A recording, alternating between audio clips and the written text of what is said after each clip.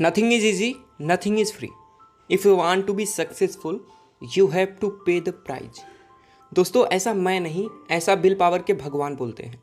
और मैं आपको बताऊं कि बिल पावर के भगवान कौन है, इससे पहले आप थोड़ा सोचिए कि आपके लुक्स बिलो एवरेज हैं। आपके घर में सबसे आपकी लड़ाई होती रहती है, यहाँ तक कि आपके स्कूल में भी आपका कोई फ्रेंड ना हो। और जब आप क्लास 4th में पहुँचें तो आपको क्लास 4th में 2 बार फेल होना पड़े। तब तक आपके साथ के बच्चे 6th में पहुँच चुके हों।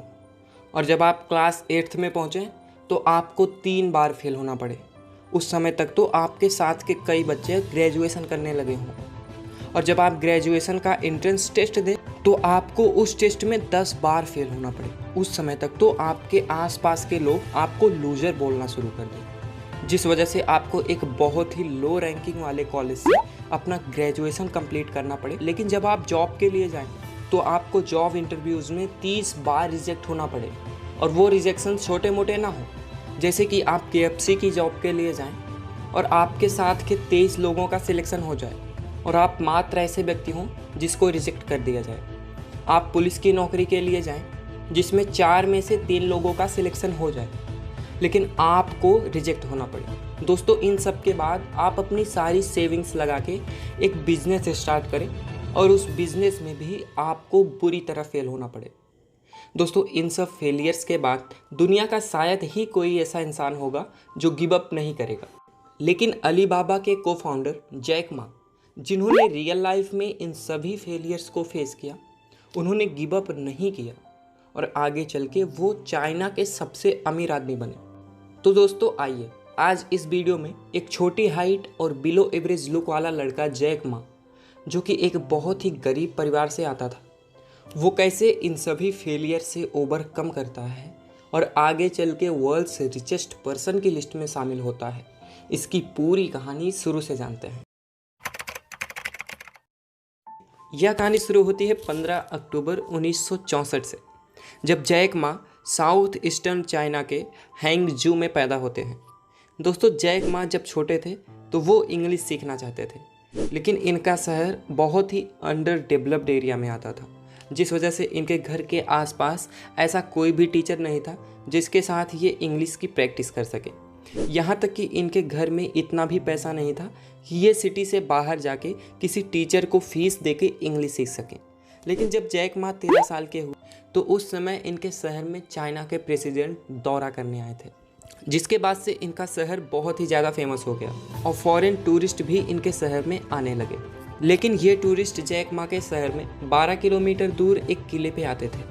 और जब ये बात जैक मा को पता चली तो उसी समय से एक पुरानी बाइसिकल लेकर वह उस जगह पर जाने लगे और टूरिस्ट को गाइड करने के बहाने उनसे इंग्लिश में बात करने की कोशिश करते, जिससे कुछ समय में ही ये इंग्लिश तो सीख गए।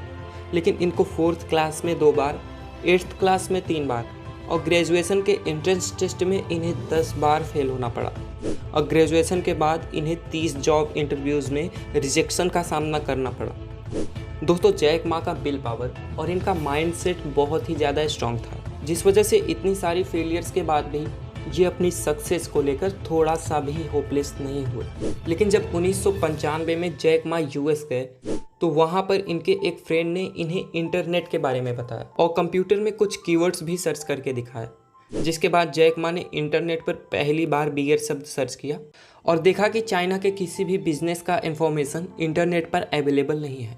इस वजह से उन्होंने अपने देश के हर मिडिल क्लास बिजनेस को इंटरनेट से कनेक्ट करने का सोचा, जिसके बाद वे चाइना वापस आ गए और चाइना आकर उन्होंने चाइना पेजेस नाम का एक वेबसाइट बनाया, जिसका काम था चाइना के हर मिडिल क्लास बिजनेस के लिए एक वेबसाइट क्रिएट करना। लेकिन इस बिज़नेस में कोई भी इन्वेस्टमेंट ना आने की वजह से थोड़े समय बाद उन्हें यह बिज़नेस बंद करना पड़ा।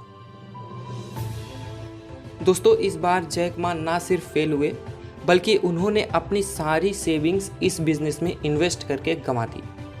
और इतने बड़े फेलियर्स के बाद शायद ही कोई होगा जो फिर। लेकिन कुछ समय बाद इन्होंने अपनी वाइफ और कुछ दोस्तों के साथ मिलकर एक नया वेबसाइट खोला, जिस वेबसाइट का नाम था alibaba.com। और इस वेबसाइट्स पे एक्सपोर्टर्स अपने प्रोडक्ट्स को लिस्ट करते, जिससे कस्टमर सीधा खरीदते थे। दोस्तों इस बिज़नेस में 3 सालों तक कोई भी रेवेन्यू जनरेट नहीं हुआ, लेकिन अक्टूबर 1999 में जैक मा ने गोल्डमैन सैक्स से $5 मिलियन रेज किया, जिसके बाद तो कंपनी ग्रोथ करती ही रही। जिसके बाद सितंबर 2014 में अलीबाबा दुनिया का सबसे बड़ा IPO बन गया। इसके बाद तो जैक मा चाइना के रिचेस्ट पर्सन भी बन गए। दोस्तों, हम सभी के लाइफ में फेलियर्स और रिजेक्शन तो आते ही रहते हैं, लेकिन जो इन सभी को एक्सेप्ट किए बिना अपने सक्सेस के लिए कोशिश करता ही रहता है, वही आगे चल के जैक मा जैसा महान बनता है। दोस्तों, जैक मा कहते हैं कि आपका आज बुरा है, आपका कल और भी बुरा होगा, लेकिन परसों आपकी जीत जरूर होगी। So finally, keep working, keep growing, keep smiling. Thank you for watching.